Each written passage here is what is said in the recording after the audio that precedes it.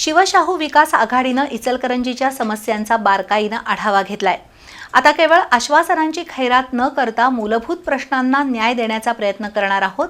महापालिका निवडणुकीसाठी शिवशाहू आघाडीनं तयार केलेला जाहीरनामा केवळ कागदावर असणार नाही, तर मोडून पडलेली व्यवस्था बळकट करणारा असेल, असं आघाडीचे नेते माजी आमदार राजू आवळे, शशांक बावस्कर, सागर चाळके यांनी सांगितलं।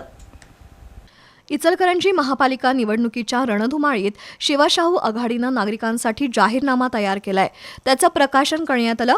पाणी, आरोग्य, स्वच्छता, शिक्षण, उद्यानं, रस्ते, भूजल संवर्धन, क्रीडा सुविधा, महिलांचे प्रश्न, पर्यावरण रक्षण, महापालिकेचे आर्थिक स्रोत या प्रमुख विषयांचा जाहीरनाम्यात समावेश आहे। कोणतीही अवास्तव अथवा पोकळ आश्वासनं न देता इचलकरंजीतील नागरिकांच्या मूलभूत प्रश्नांवर लक्ष केंद्रित करून शिवशाहू आघाडी महापालिका निवडणुकीला सामोरी जाते। विविध स्तरातील नागरिकांशी संवाद साधून त्यांच्या अडचणी समजून घेऊन हा जाहीरनामा तयार केलाय, असं माजी आमदार राजू आवळे यांनी सांगितलं।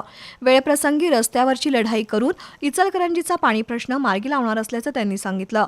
तर सागर चाळके यांनी केंद्रात आणि राज्यात भाजपची सत्ता असली तरी इचलकरंजीचा पाणी प्रश्न सुटलेला नाही, पण महापालिकेत सत्ता आल्यास मंजूर असलेली सुळकुड पाणी योजना मार्गी लावण्यासाठी प्रयत्न करू, असं सांगितलं। शशांक बावस्कर यांनी नवी आश्वासनं न देता मूलभूत प्रश्न सोडवण्यावर भर देणार असल्याचं स्पष्ट केलं। शिवशाहू आघाडीच्या जाहीरनाम्यात नागरिकांच्या अपेक्षा आणि वास्तव परिस्थितीचा समतोल साधण्याचा प्रयत्न केलाय। महापालिकेची कोलमडलेली व्यवस्था बळकट करण्याचा प्रयत्न करू, असं नेते मंडळींनी सांगितलं।